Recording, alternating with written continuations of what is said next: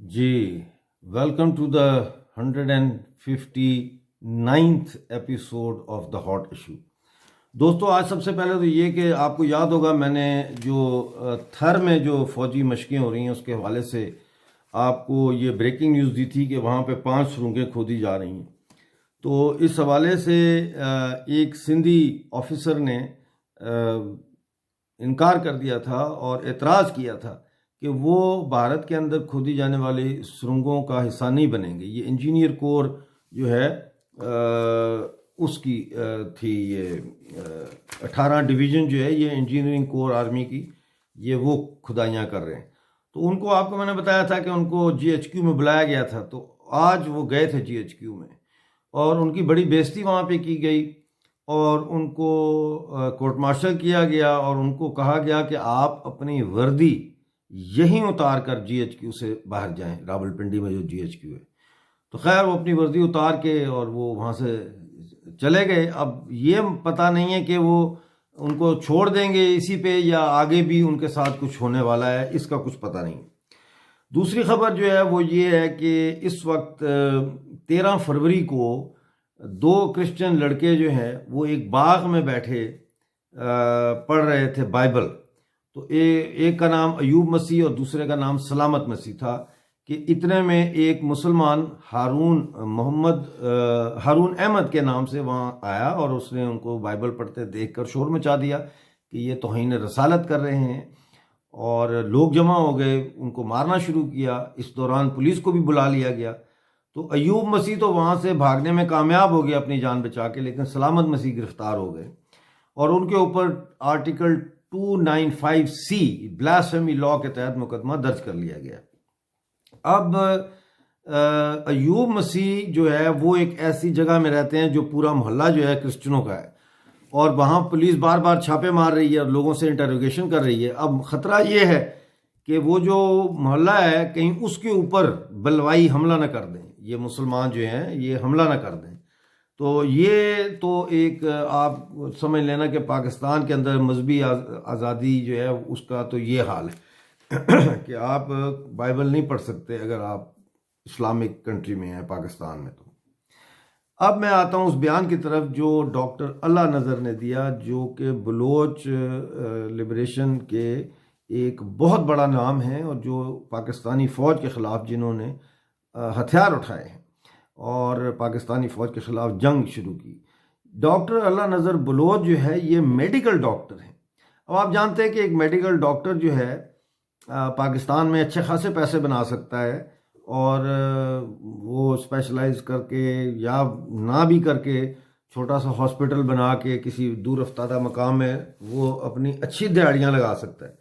लेकिन डॉक्टर अल्लाह नज़र बलोच ने बंदूक उठा ली क्योंकि उनके जहन में शायद ये था कि मेडिकल डॉक्टर बनने से ज़्यादा ज़रूरी है कि समाज का डॉक्टर बना जाए और समाज का डॉक्टर बनने के लिए इस समाज को बदलना बहुत ज़रूरी है और समाज को बदलने के लिए सबसे ज़्यादा ज़रूरी ये है कि समाज को ग़ुलामी की जंजीरों से निजात दिलाई जाए और उसके लिए जो है वो बंदूक का मुकाबला तो फिर बंदूक ही करेगी।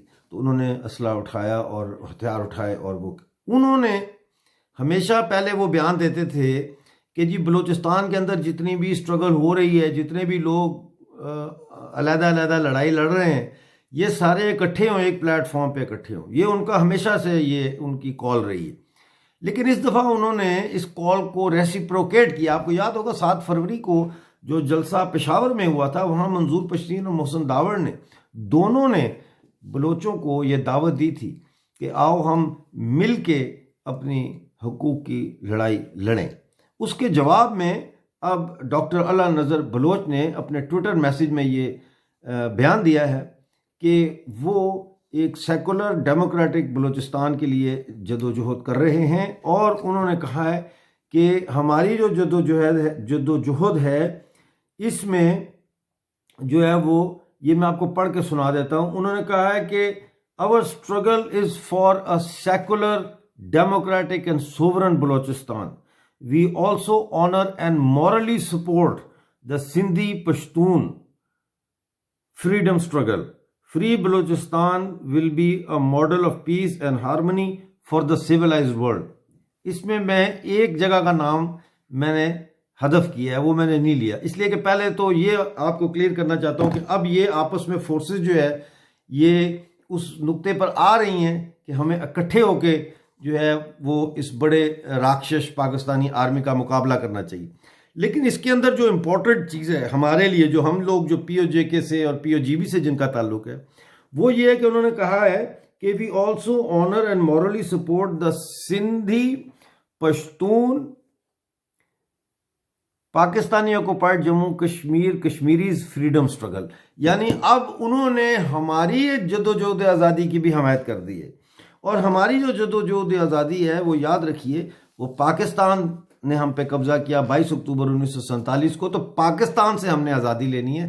महाराजा हरि सिंह जो थे उन्होंने बाकी 560 से ज़ायद प्रिंसली स्टेट्स की तरह उस वक्त 26 अक्टूबर 1947 को भारत के साथ इल्हाक किया था। भारत जो है, ये जो एक स्टेट बनी है भारत की, ये इवॉल्व हुई है। इंडियन नेशनलिज्म भी इवॉल्व हुआ है। इंडियन नेशनलिज्म उस वक्त से इवॉल्व हुआ जब मुख्तलिफ हिंदुओं के राजवाड़ों ने, प्रिंसली स्टेट्स के लोगों ने आहिस्ता आहिस्ता ये रियलाइज़ किया कि जब तक भारत माता की ये अलग-अलग रियासतें जो हैं ये इकट्ठी नहीं होंगी, अंग्रेज़ साम्राज्य से निजात हासिल नहीं होगी। इसलिए वो बतदरीज जो है इंडियन नेशनलिज्म वहाँ से डेवलप होता है, और फिर हम कांग्रेस की शक्ल में, गदर पार्टी की शक्ल में और जमातों की शक्ल में हम उसको, उसकी डिफरेंट फॉर्म्स देखते हैं। और जाहिर है जहाँ पे अच्छे फूल और पौधे बाग में खिलते हैं वहाँ पे जंगली पौधे भी निकल आते हैं जिनको वीड्स कहते हैं। तो इसी तरह की वीड्स भी निकली जिनमें ऑल इंडिया मुस्लिम लीग भी थी। और ऑल इंडिया मुस्लिम लीग, अब अगर आप अपने बाग की सफाई नहीं करेंगे तो फिर आप एक दिन ये देखेंगे कि वो वीड्स जो है आपके फूलों को खा जाएंगी, यानी वो वीड्स ज़्यादा हो जाएंगी और वो ज़्यादा ज़मीन में से पानी और नरिशमेंट लेंगी और फूलों के लिए इनफ नहीं होगा, तो फूल मुरझाना शुरू हो जाएंगे। तो उस वक्त हमने बर वक्त जो है सफाई नहीं की भारत माता की के बागीचे की, हमने भारत माता के बाग की सफाई नहीं की अच्छी तरह से, लिहाजा आज हम उसका खमियाजा भुगत रहे हैं। लेकिन कोई बात नहीं, गलती करना कोई बड़ी बात नहीं है। प्रॉब्लम उस वक्त आती है जब आप अपनी गलती को तस्लीम ना करें और आप अपनी गलती से सबक सीख के उसको दुरुस्त ना करें और फिर दोबारा वही गलती करें। तो मेरा ख्याल है कि हम लोगों ने गलती जो की, भारत के लोगों ने जो गलती की, इज्तिमाई गलती, उससे सबक हासिल कर लिया गया है और अब ये गलती दोबारा दोहराई नहीं जाएगी। और अब वक्त आ रहा है कि भारत यूनाइटेड आर्मी जो है उसकी शक्ल में जो पाकिस्तान के अंदर मुख्तलिफ अप्रेस्ड नेशंस हैं उनकी और अफगानिस्तान और भारत माता की जनता जो है वो मिलकर एक नई सेना के क़याम की बुनियाद रखे। Thank you very much. आपसे अब मुलाकात होगी अगले प्रोग्राम में। बहुत बहुत अपना ख्याल रखिए।